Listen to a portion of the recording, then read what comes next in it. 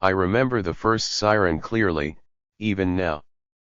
It wasn't the normal blare of a fire alarm or the distant wail of a train. It was sharp, urgent, and unnatural, an emergency broadcast unlike anything I had heard before. I was wiping soot from my hands after a morning check on one of the old mining tunnels I occasionally visited. The radio crackled to life. Emergency alert, citizens are advised to stay indoors, reports of aggressive infections spreading rapidly, do not engage the infected. The words barely made sense at first, but the tone carried a weight that pricked my instincts. I had always been cautious, a survivor in my own right. Mining teaches you that the ground you walk on can give way at any moment, the world can change in a second. And this sounded like the kind of collapse that could bury entire cities in chaos. I immediately thought of my parents. Old, frail, but stubborn as the rocks I had spent my life chipping away at. I had to get them out before the streets became dangerous. And then there was Tom and Lisa, the young couple who lived just down the road. They had a dog, Max, a scrappy little thing who had been a companion since he was a puppy. Tom was an engineer, clever, practical, and exactly the kind of person you'd want when the world went sideways. I didn't hesitate. I grabbed my backpack, tossing in a few essentials, a heavy-duty flashlight, my miner's knife, a wrench, some rope, a first aid kit, and a couple of cans of food. I knew where to go next. The grocery store was only a few blocks away, and I had memorized its layout from years of routine shopping trips. I could navigate it blindfolded if I had to. I scooped up a cart and filled it quickly: canned goods, bottled water, first aid supplies, cleaning tools, and some blankets. The shelves were still mostly full. People hadn't panicked yet, but I knew that would change in minutes. By the time I loaded the groceries into my truck, I could see signs of chaos beginning on the streets. A few panicked cars, scattered pedestrians, and movement that didn't look quite right. I didn't wait. I backed out, engine growling, and drove straight to my parents' house. Mom was standing in the yard, her hands wringing a dish towel as if she could squeeze some magic from it to make everything all right. Dad was already halfway to the truck with his old baseball cap pulled low. "Jack?" Mom asked, worry etched across her face. "No time," I said, helping them load. "We're going to the mine. It's safe there. We've got supplies, tools, everything we need to survive underground." They didn't argue. Not much. They knew better than to argue with me when I got this look, the one that meant the world above us had gone sideways and we had to act fast. Tom and Lisa were waiting at their house. I honked the horn twice, and they emerged quickly, Max barking and pulling at his leash. Tom had grabbed a toolbox and a few electronics kits. Lisa carried backpacks and some extra food. We all piled into my truck, and I led the way toward the old mine, a relic from the days when this region's economy had depended on coal and iron. The entrance to the mine was hidden, partially collapsed in places, but I knew every twist and turn. It was dark, damp, and smelled of old stone and metal, but it was safe. No infected had reached it yet, and even if they did, the tunnels would make it hard for them to follow us. Once inside, we set to work. Tom and I began reinforcing the main chamber. I showed him the old tool cache: pickaxes, shovels, drills, ropes, and plenty of spare timber. With his engineering knowledge and my experience in the tunnels, we improvised barricades and traps at the entrances. Heavy metal doors that had long rusted were treated with oil and pushed into place, secured with chains we welded on site. The first night in the mine was tense. We could hear distant sounds from the outside, shouts, crashes, and the unmistakable guttural moans of the infected.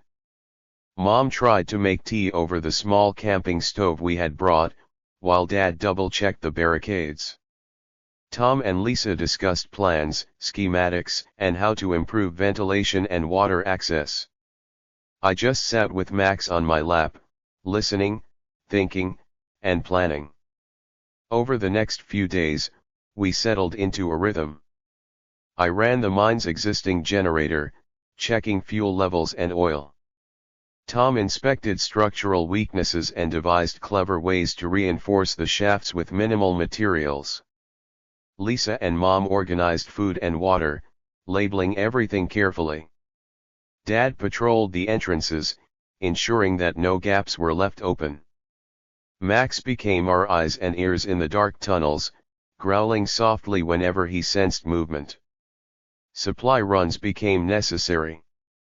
We couldn't stay entirely cut off forever.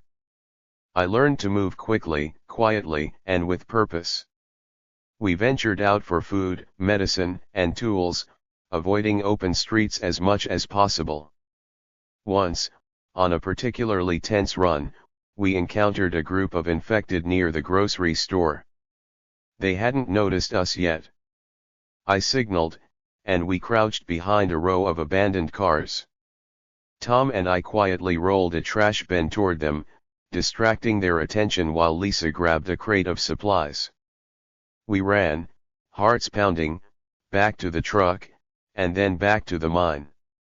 Inside, we reinforced the entrance even more. I installed tripwires and makeshift alarms, bells, cans, and even a simple pulley system to warn us if anything approached. The mine became more than a shelter, it became a fortress. Weeks passed. We rationed carefully. Water was pulled from a nearby underground spring, filtered, and stored. Food was rotated, portions measured, and every item catalogued. We discovered small leaks in the shafts and patched them. We reinforced wooden supports and cleared debris that could fall in the tunnels. The mine became a home, a school, a workshop, and a battleground all in one. Occasionally, zombies tried to force their way in. The first real attack was terrifying. A group of them had slipped through a partially collapsed shaft we hadn't yet barricaded fully. Mom and Dad hid in the safest chamber. Tom and I fought them off with pickaxes, wrenches, and anything heavy we could swing. Lisa used a fire extinguisher to disorient one that had cornered us. Max lunged fearlessly at one, biting and snapping.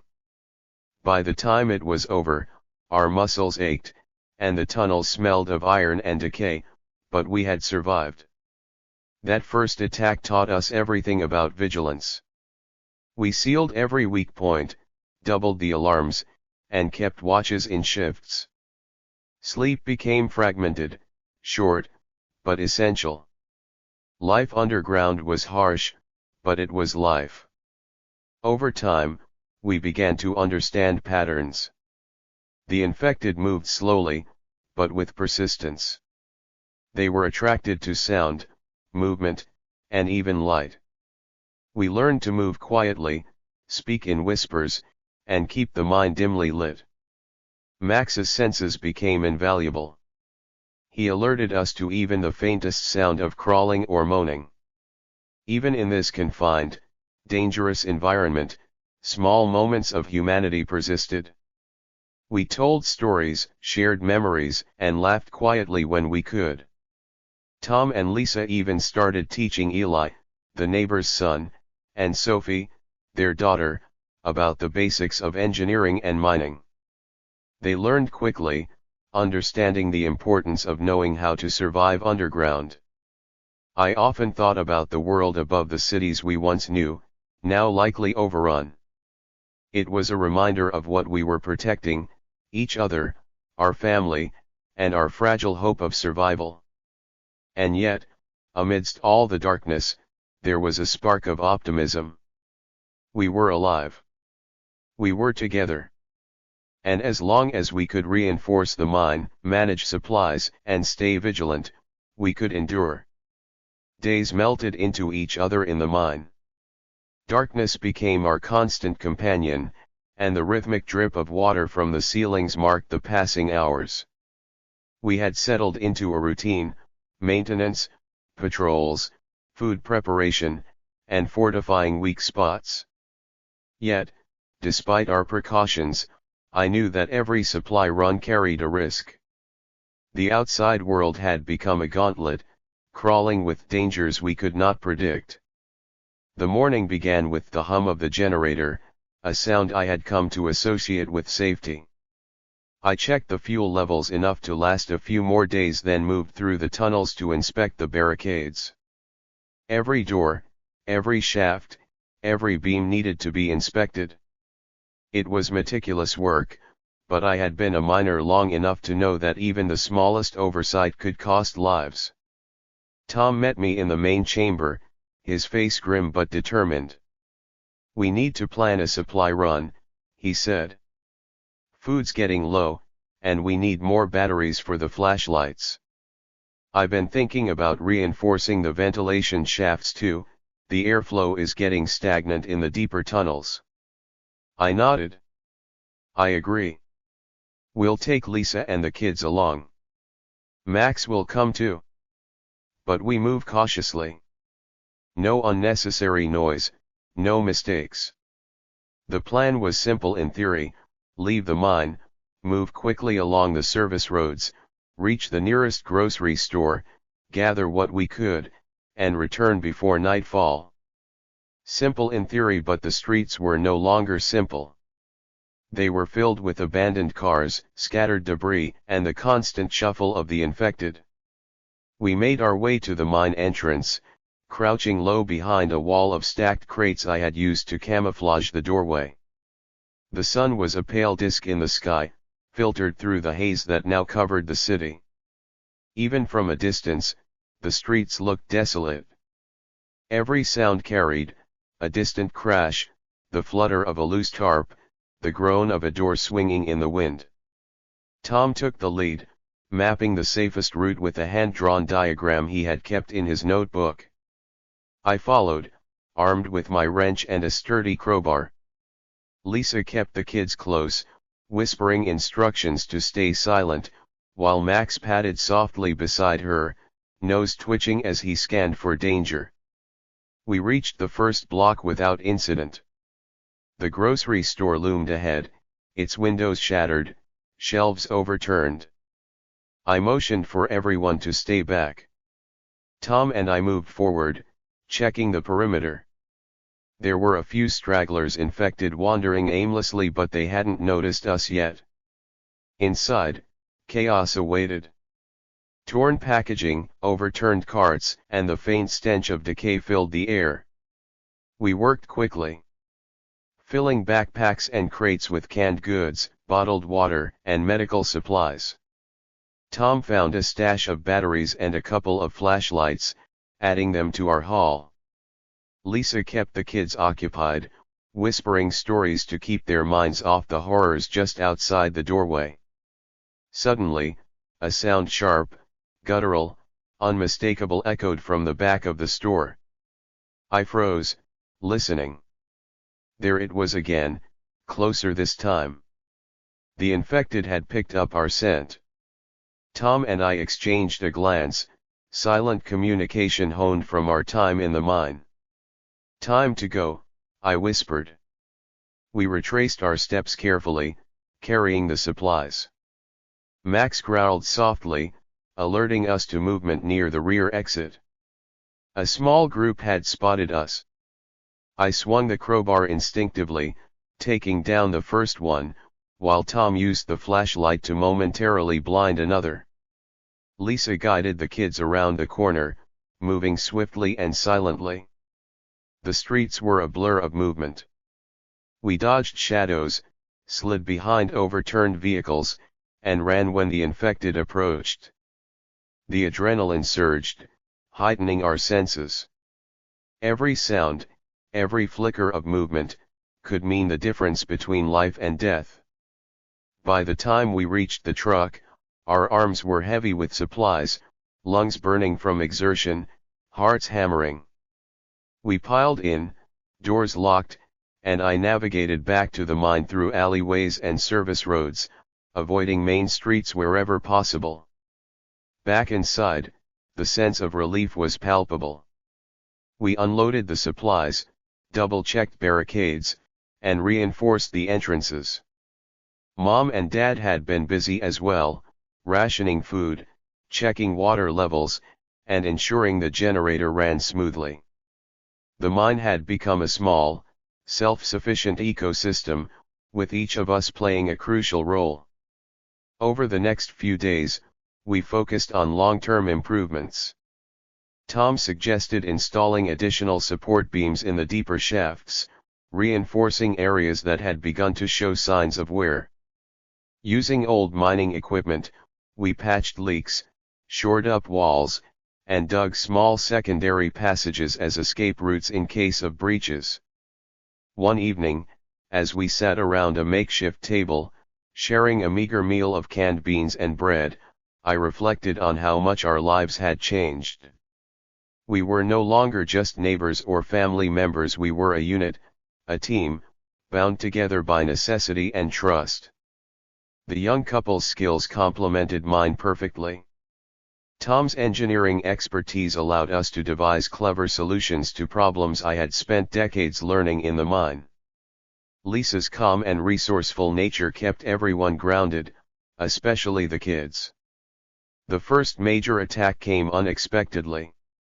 A sudden collapse in one of the upper tunnels triggered a cascade of noise, drawing the attention of the infected outside.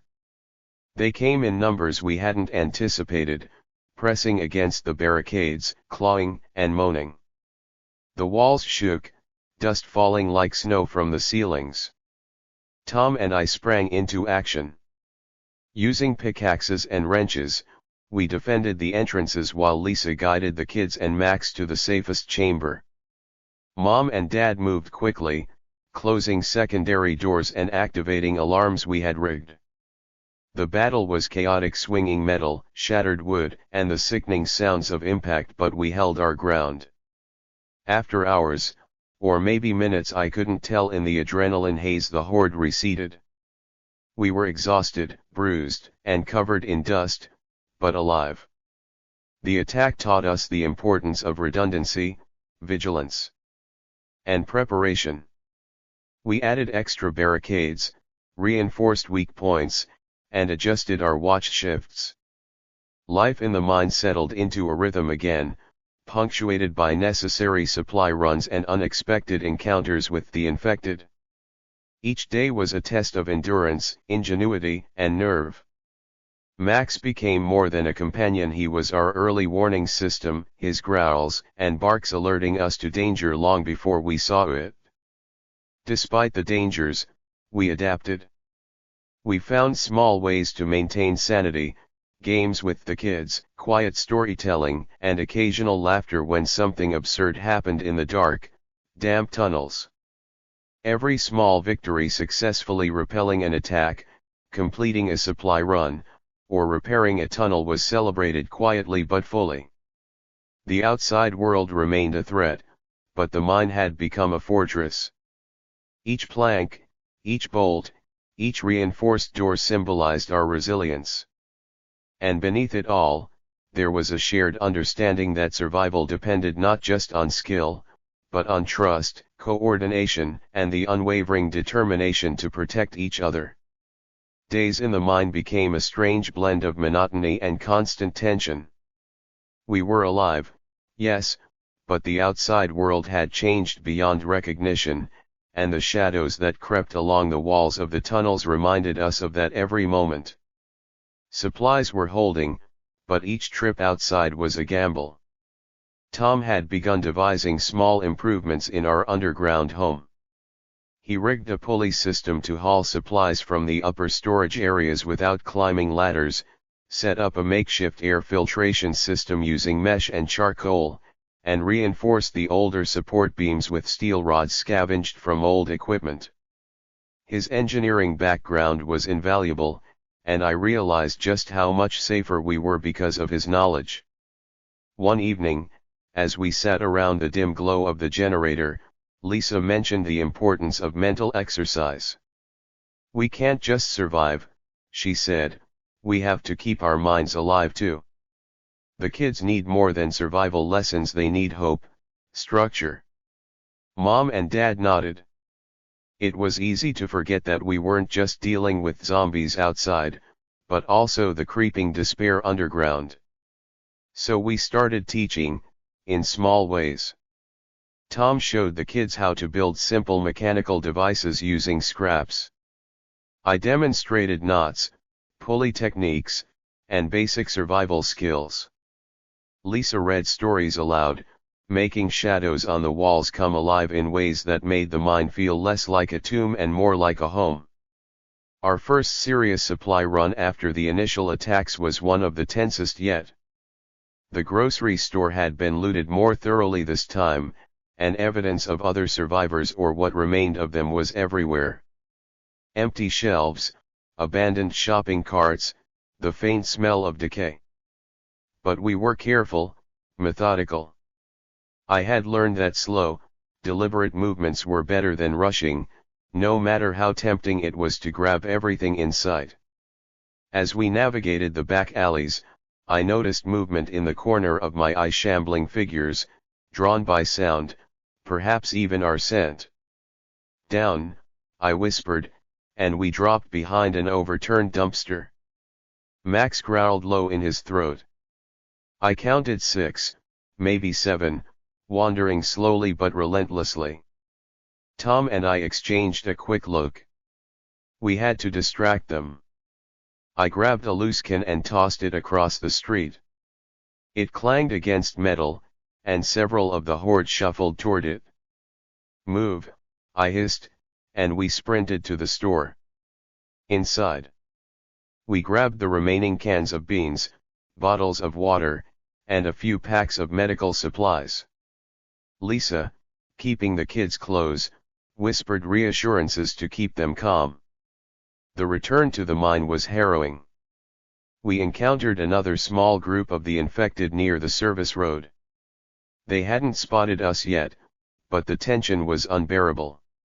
I whispered instructions, and we all moved like shadows, weaving between debris, crouching behind broken walls. One of them moaned sharply when Max barked at a trash pile, and we froze, hearts pounding. Then, using the distraction, we slipped past them, sprinting the last stretch to the truck. Back inside, we unloaded the supplies and reinforced the entrances even more.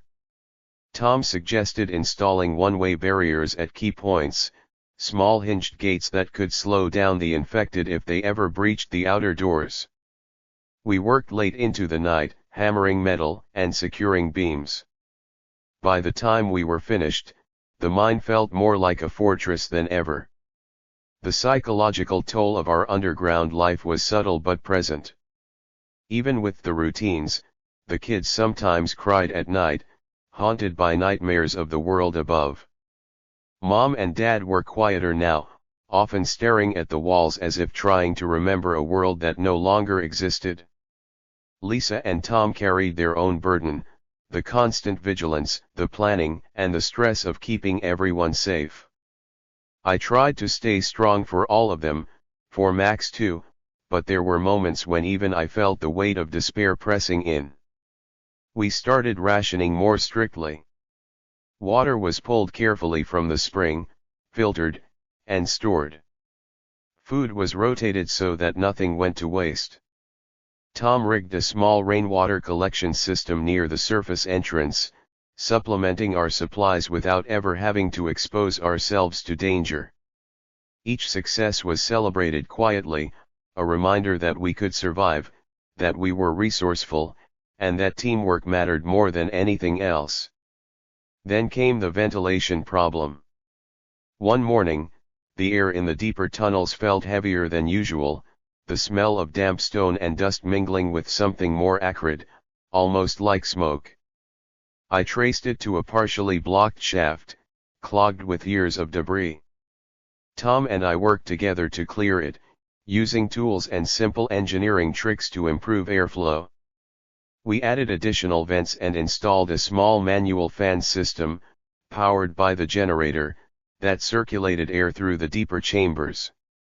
The relief was immediate, the air felt breathable again, and morale lifted slightly. Life continued in this rhythm, punctuated by supply runs and occasional breaches of curiosity or misfortune. One day, while scouting the mine's upper tunnels for weak points, we discovered signs of other survivors' footprints, discarded items, a hastily abandoned campsite. The realization that we weren't entirely alone in the world brought both hope and anxiety. Hope that others had survived, anxiety because they could be friend or foe. Despite these dangers, we found small joys. Max would chase shadows across the walls, the kids' laughter would echo faintly through the tunnels, and Lisa would find ways to make meals feel like something more than survival rations. Mom taught Sophie and Eli to knit from scraps, while Dad told stories of his youth, of mining days when the world felt safer. Another encounter with zombies occurred near the mine entrance during one of our routine checks. A few had wandered in through a partially open maintenance hatch. I grabbed my pickaxe, Tom wielded a heavy wrench, and Lisa barricaded the nearest corridor to protect the kids. The fight was tense and brutal, even for experienced hands like ours. We managed to repel them, but it was a stark reminder that safety was never guaranteed. Every day, every hour, survival required vigilance. The days stretched into weeks. Supply runs became more calculated, more efficient. Tom and I worked on small innovations: a pulley system for hauling heavier loads from the surface, reinforced storage racks, additional trip wires and alarms. Lisa monitored food and medical supplies meticulously, rationing and tracking everything. Mom and Dad helped where they could, their experience, patience, and calm providing a backbone to our group. Through all of this, we learned to rely on each other. Survival wasn't about brute strength alone, it was about planning, coordination, and trust. The mine had become more than a shelter, it was a home, a fortress, and a classroom, where each day brought lessons in engineering, patience, vigilance, and hope. And somewhere, in the back of my mind, I held on to the faintest glimmer of optimism, the hope that one day, there might be a cure, a vaccine, or at least some sign that the world above could be reclaimed. But for now, we survived, and that was enough. The mine had begun to feel like a living thing. Every tunnel, every shaft, every reinforced door was part of a network we had shaped and adapted over weeks. It wasn't just a shelter, it was a home, a fortress, and a constant reminder of what we had lost outside. Supply runs remain the most dangerous part of our existence. One afternoon, Tom and I decided we needed more medical supplies and batteries, while Lisa and the kids remained underground, keeping the mine secure. Max followed, alert as ever. I gripped my crowbar tightly, feeling its familiar weight in my hands, while Tom carried a backpack full of tools and small mechanical devices. The streets were eerily quiet, except for the distant, unmistakable moans of the infected. The city had changed. Where there had once been bustling streets, now there were toppled cars, debris, and the occasional, wandering shadow. We moved cautiously, sticking to alleyways and narrow passages that offered cover. At the grocery store, we found the shelves picked over, but there were still enough canned goods, water, and medical supplies to make the trip worthwhile. I glanced toward the back entrance there. A small group of infected shuffled in our direction. Their movements were slow, almost methodical, but the growls and guttural noises sent a chill down my spine. Tom and I ducked behind a row of abandoned carts. I whispered, "We can't take them head on. Too risky." He nodded, pulling out a few small glass bottles he had converted into makeshift noise distractions. Tossing them across the street, we watched as the zombies shifted their attention. "Now," I said, and we grabbed the supplies, keeping low to the ground. Max growled softly, his hackles raised. We made it back to the truck with only minor scratches and bruises, the adrenaline masking any pain. Driving back to the mine, I thought about the lives we were protecting. Mom and Dad, with their calm endurance and quiet strength, had become pillars of our survival. Lisa, Tom, and the kids represented hope, ingenuity, and the next generation. Max Small, fearless, was our guardian. Once back underground, the real work began.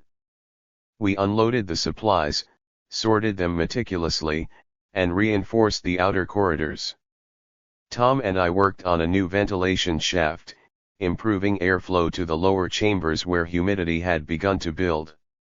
Moist air could ruin food supplies, encourage mold, and make the tunnels feel stifling.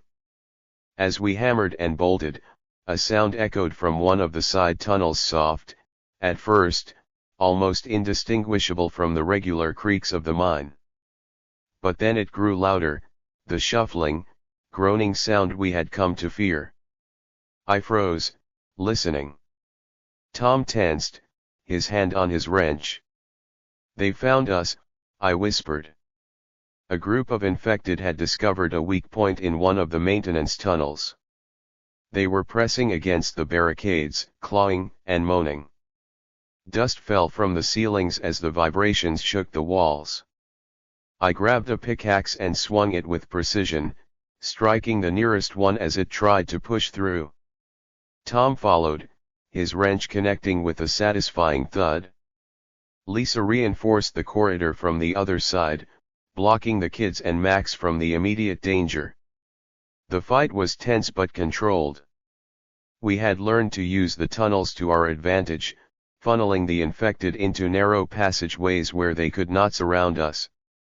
After what felt like an eternity, the group retreated, leaving the dust and echoing groans behind.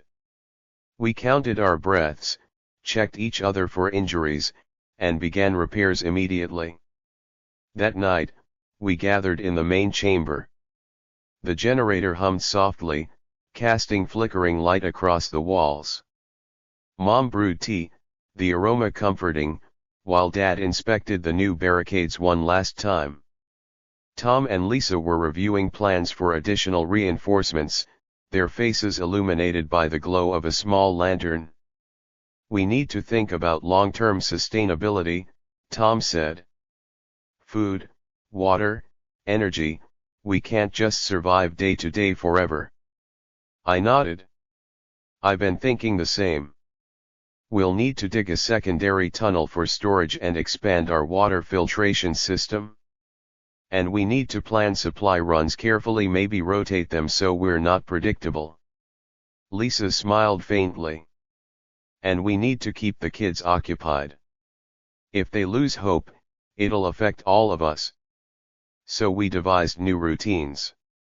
Days were split between maintenance, patrols, and lessons for the kids. Nights were for planning and resting.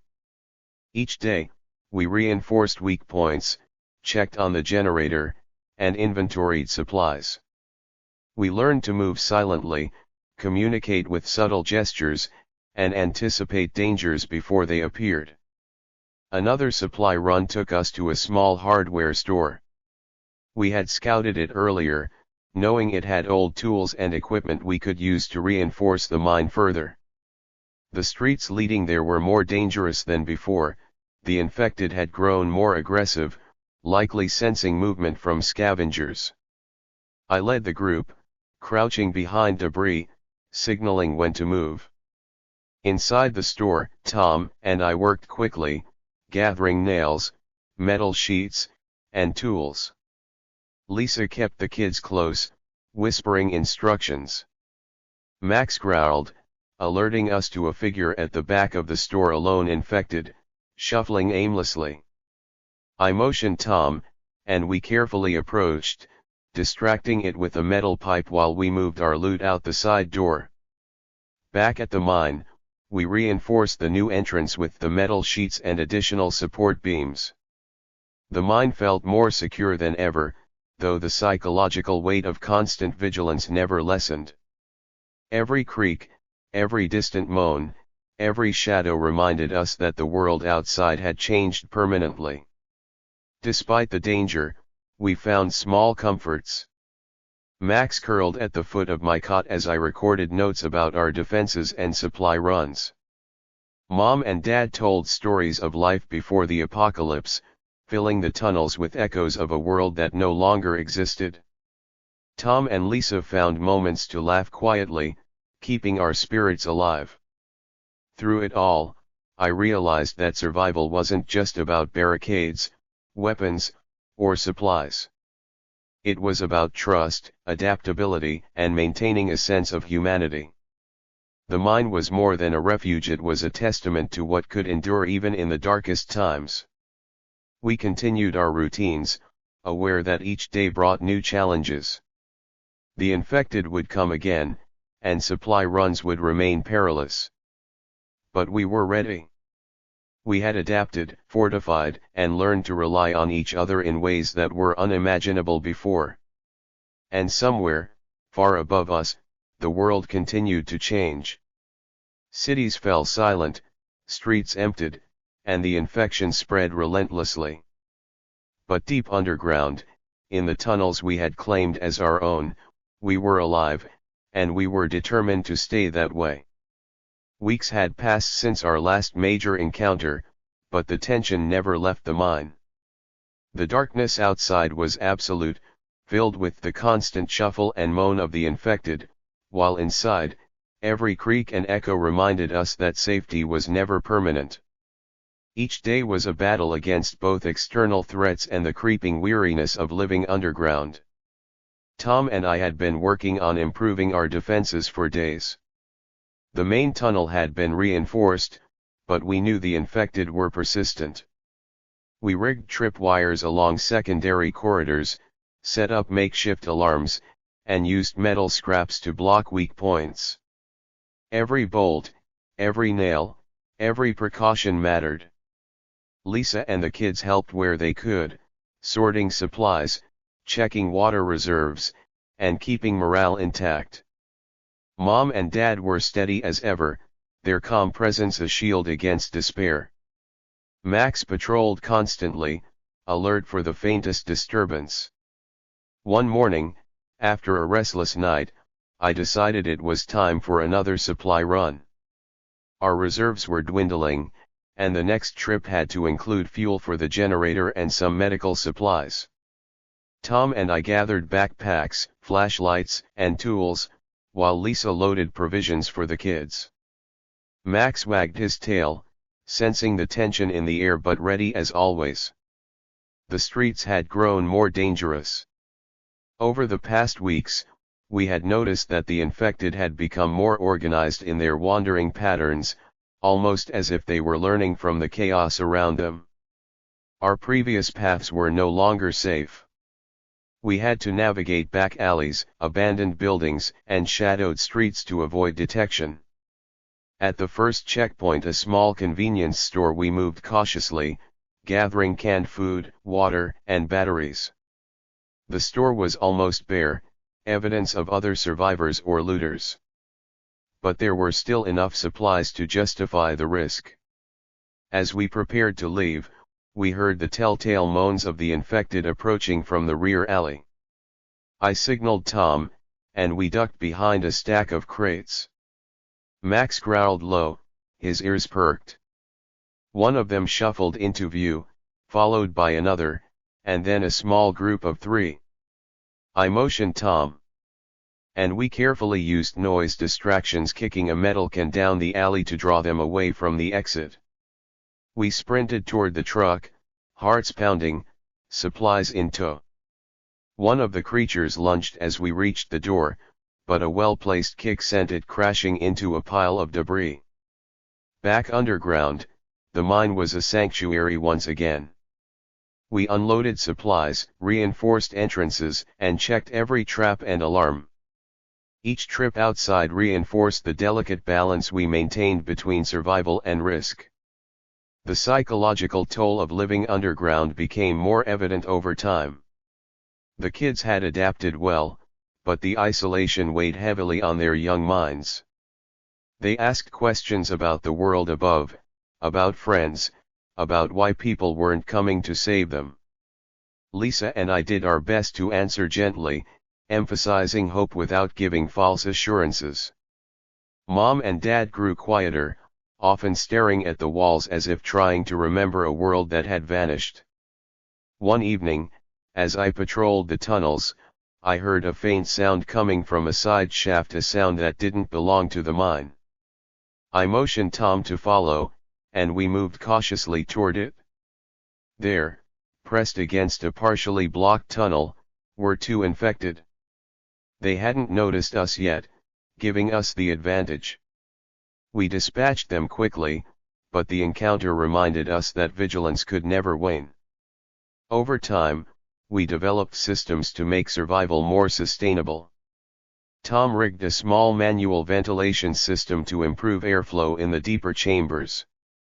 We reinforced the generator with spare parts, ensuring it could run longer without refueling. Food was rationed carefully, with strict rotation to prevent spoilage. Water was filtered through a combination of charcoal and sand, stored in multiple reservoirs to avoid contamination. We also began mapping the mine in detail, marking weak points, storage areas, and escape routes. Every corridor, every shaft, every hidden corner was accounted for. Knowledge of the terrain gave us a sense of control amidst the chaos outside. One night, as I sat with Max beside the generator, listening to the distant moans, I realized how far we had come. From the moment the emergency alert had sounded, we had transformed this abandoned mine into a functioning fortress. Each challenge, the supply runs, the attacks, the ventilation issues, had forced us to innovate, adapt, and work together. Yet, despite our successes, there was an unspoken tension. We knew that safety was temporary, that the infected would continue to press against the mine's defenses, and that the world above might never be the same. Still, we persevered. We survived, and that had become our singular goal. One morning, a glimmer of hope arrived in the form of a distant broadcast, faint and intermittent on a battery-powered radio. The voice on the transmission spoke of a vaccine, an experimental solution that had shown promise in controlled trials. Cities were slowly being reclaimed, one by one, as government forces began to push back against the infected. The announcement filled the mine with a rare sense of optimism. Mom and Dad exchanged hopeful glances. Lisa hugged the kids tightly, tears in her eyes. Tom and I shared a quiet nod, acknowledging the long road we had traveled to survive. We didn't leave immediately. Caution still ruled our decisions. The world above remained dangerous, but the knowledge that a solution existed changed our perspective. For the first time in months, we allowed ourselves to imagine life beyond the mine, a world where the infected could be contained, where cities could be restored, where families could emerge from hiding. And so, in the darkness of the mine, we began to plan not just for survival, but for the day we could reclaim our place in the world. Every barricade, every trap, every precaution had brought us here, to a moment where hope was no longer an abstract concept, but a tangible possibility. We were miners, survivors, and guardians of our small underground world. And now, for the first time in what felt like forever, we dared to dream of the sunlight above. The announcement of the vaccine had changed everything. For weeks, we had lived in the mine, surviving day by day, fortified against the world outside. And now, suddenly, there was hope. Not vague hope, not prayers whispered in the dark, but a tangible solution. Reports trickled through the radio, cities being reclaimed, safe zones established, pockets of humanity starting to emerge from hiding. We spent the following days preparing for the first cautious steps above ground. Tom and I inspected the mine's entrances one last time, ensuring that barricades could be removed quickly and that we had routes planned for escape if necessary. The kids were curious but cautious, their questions filled with a mixture of excitement and fear. Lisa tried to reassure them, even as her own anxiety mirrored mine. Mom and Dad moved more slowly than before, but their determination to see the sunlight again was palpable. Max padded around, tail wagging, sensing the shift in the air. He had been with us through every danger, every supply run, every close encounter. He had become more than a dog, he was a sentinel, a companion, and a symbol of the life we had preserved underground. We planned our first foray carefully. The streets above were still treacherous. Not every infected had been eliminated, and we couldn't be certain that other survivors would be friendly. But the promise of vaccine distribution and the government's reclaiming of territories gave us a target, a direction, and a purpose. When the day arrived, we moved as a unit. I led, crowbar in hand, ready for anything. Tom followed, tools and supplies slung across his back. Lisa kept the kids close, their hands gripping hers tightly. Mom and Dad followed, leaning slightly on walking sticks, but moving steadily. Max stayed alert, ears twitching, nose to the wind. The first steps above ground were surreal. The air smelled of dust, decay, and smoke, but it was also fresh, alive, and unmistakably different from the confined tunnels of the mine. Sunlight filtered through the clouds, weak but real, warming our faces and illuminating a world both familiar and alien. The streets were littered with abandoned vehicles, rubble, and remnants of lives interrupted, but signs of progress were evident: barricades dismantled, controlled fires burning, and distant figures moving with purpose. We moved cautiously, scanning every corner, every shadow. The journey to the nearest safe zone was tense, but with each step, our confidence grew. Max sniffed and wagged his tail, occasionally barking at distant noises but otherwise calm. The kids marveled at the world above, pointing to trees, broken street signs, and patches of sunlight. Lisa smiled at their wonder, a glimmer of normalcy returning to her eyes. As we approached a partially reclaimed neighborhood, we encountered other survivors. They were wary at first, weapons raised, eyes scanning for threats. But the sight of Mom and Dad, the kids, and Max, combined with our careful approach, quickly defused the tension. We exchanged greetings, shared our story briefly, and learned of vaccine distribution points nearby. Relief and cautious optimism spread through our group like a current. The days that followed were a mixture of careful travel, cautious optimism, and gradual reintegration. We retrieved vaccines for ourselves, our children, and our parents. Each injection felt like a small victory, a tangible step toward reclaiming a life we had thought lost forever. The government's reclamation efforts progressed steadily. Soldiers cleared streets, decontaminated areas, and offered assistance to survivors emerging from hiding. I couldn't help but reflect on the time spent in the mine. Every barricade, every supply run, every encounter with the infected had prepared us for this moment. Survival underground had forged resilience, ingenuity, and unbreakable bonds. The mine had been our refuge, our fortress, and our crucible. Emerging into the light was not just an escape, it was a testament to what perseverance, trust, and cooperation could achieve. Mom and Dad marveled at the sky, breathing deeply, soaking in the warmth and light that had been absent for so long. Lisa and Tom held the kids close, showing them the basics of navigating the reclaimed streets, teaching them caution, but also wonder.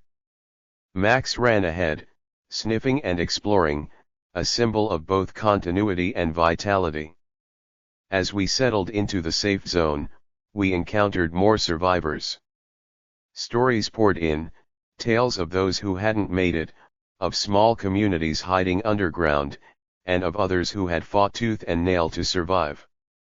Our group became a small hub of experience and knowledge. Tom's engineering skills and my mining expertise proved invaluable, assisting with reinforcing temporary shelters, improving water and ventilation systems, and organizing supply distribution. Even amidst the optimism, we remained cautious. The infected were not entirely gone, and the process of reclaiming the world was ongoing. But for the first time, we felt like participants in a recovery, not merely victims clinging to survival. Each day brought new progress: streets cleared, supply lines established, children laughing in open spaces. I often thought back to the mine, the darkness, and the tunnels that had once been our entire world. It was strange to realize that those confined, dangerous spaces had prepared us so well for the world above. The skills we honed, the vigilance we maintained, and the trust we cultivated had been the key to enduring the apocalypse. Looking at the horizon, I felt a sense of closure. The journey was far from over. The world would take years, perhaps decades, to fully recover. But we had survived. We had adapted. And now, armed with knowledge, resilience, and the hope of a vaccine, we were ready to rebuild. I turned to look at my family: mom and dad, strong despite their age, Lisa and Tom, resilient and resourceful, the kids, full of curiosity and wonder, and Max, ever alert, ever loyal. We had endured the darkness together. And now, together, we would step into the light. The apocalypse had tested us, shaped us, and nearly broken us. But it had also shown the strength of human ingenuity, the necessity of cooperation, and the enduring power of hope. The mine had been our crucible, and from it, we emerged stronger, prepared, and ready to reclaim our place in a world slowly healing from the chaos that had once threatened to consume it entirely. The streets were no longer silent, the air no longer heavy with fear. Life was returning, fragile but persistent, and we walked forward with cautious optimism, knowing that survival was no longer just a fight, it was a beginning.